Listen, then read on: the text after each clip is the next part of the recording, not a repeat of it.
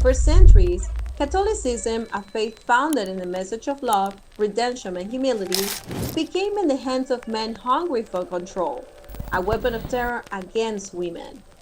Hi everyone, my name is Pamela and welcome to my channel.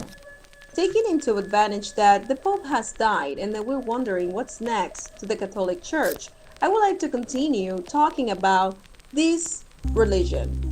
So thousands upon thousands of women, midwives, herbalists, healers, mothers, and free spirits were branded as witches. The real crime? Daring to exist outside of the narrow boundaries that the church and patriarchal society demanded. Daring to know the secrets of the earth, to heal without permission, to lead without the blessing of a man. These women became the scapegoats of a world terrified of what could not control. They were tortured, they were humiliated, they were burned alive in the name of God. Not for practicing evil, but for holding wisdom that the church feared will be threatened its monopoly over the truth.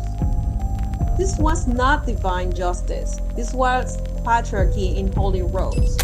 It was a fear of feminine power disguised as piety, sanctioned by men who preached compassion with one hand while lighting the stake with the other. And even as the centuries passed, even as the bonfires went out, the spirit of persecution lived on.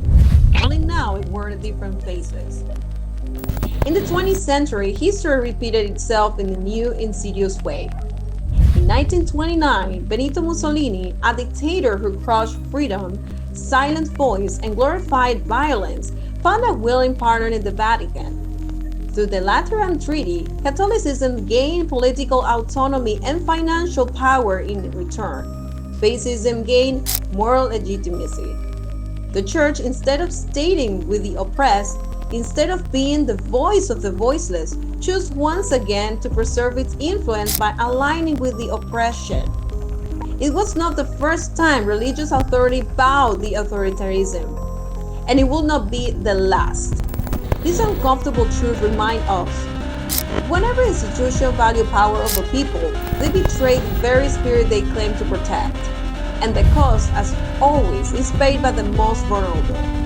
Now we have just witnessed the passing of Pope Benedict, a man of immense intellect, a theologian who understood the depth of doctrine better than almost anyone, a guardian of tradition who, for many, preserved the Church's ancient identity in a rapidly changing world, but also undeniably a figure who symbolizes the Church's refusal to fully confront its own darkness.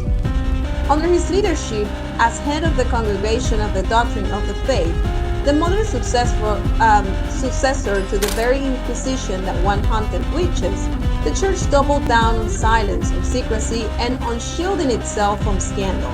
To Pope Benedict, we can say, may your soul find peace, but may your legacy serve as a warning. That brilliance without courage leads only to preservation, not to transformation. That clinging to old shadows only delays the healing that humanity and faith itself so desperately need. Because the truth is, redemption is not found in clinging to the wall of the ancient fortress. It is found in stepping outside into the light, with nothing but humility and love. And so we stand today at the age of something critical. The Catholic Church and all who still look to it for hope must decide. Will it continue to shield itself behind dogma, hierarchy, and political alliances? Will it keep protecting structures built of fear and silence while the world outside cries for justice? Or will it finally have the courage to tear down the walls, to dismantle the thrones built in centuries of domination, and rise instead of the true foundation of faith, compassion, equality, and liberation?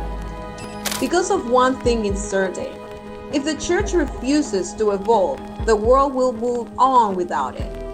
And future generations will not remember for its miracle or its saints or its teaching. They will remember it for the change it refused to break, for the cries it refused to hear, for the wisdom it tried and failed to burn. But there is still a choice. A narrow but sacred path remains. It's the path of recoding, the path of confession, and not just for personal sins, but institutional ones. The path of the true humility, where no robe, no title, no tradition is too sacred to examine its stance in the way of justice. The world today does not need another empire. It needs a church brave enough to lose everything, to save that truly matters. The spirit that once sought to set souls free and still alive. It is waiting, still rising, and this time it will not be silent. So if you like the video, I would like you to subscribe to my channel, to give me a like, and especially to share it to somebody that you think that might actually need it. As I always say, I do this with all of my heart, and see you the next time. Bye bye.